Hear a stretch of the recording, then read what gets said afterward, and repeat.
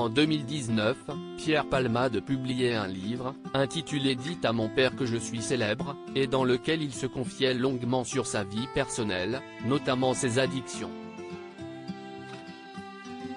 Depuis l'accident causé par l'humoriste, certains extraits de son ouvrage refont surface, dont un qui résonne de manière particulièrement tragique.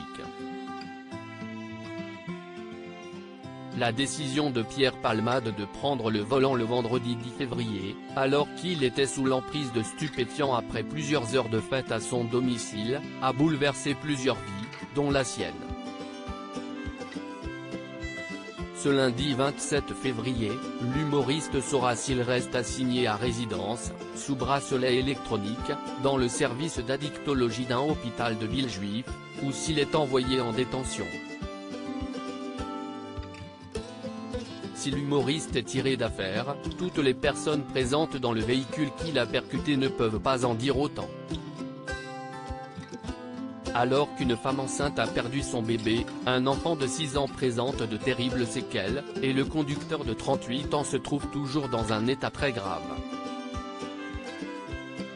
Ces dégâts irréversibles, Pierre Palmade aurait pu les éviter s'il n'avait pas conduit sous influence de la cocaïne, une drogue contre laquelle il se bat depuis de nombreuses années, en vain.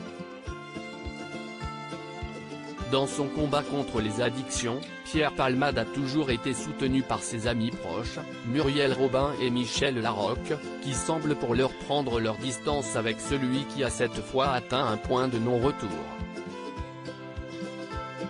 Cette phrase désormais tragique de Pierre Palmade en 2019, l'humoriste de 54 ans avait couché ses douleurs et ses démons sur papier, en écrivant le livre « Dites à mon père que je suis célèbre ». Un ouvrage dans lequel Pierre Palmade se livrait en toute transparence, lui qui avait même révélé la réaction de sa mère après l'avoir lu.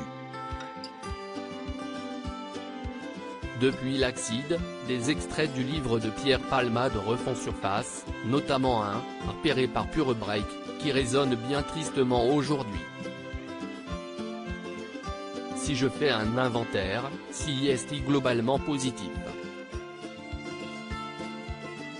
Je m'en sors sans accident, sans maladie, sans dette, sans vrais ennemis, sans cadavre, peut-on lire. Une phrase que le comédien ne pourrait désormais plus prononcer.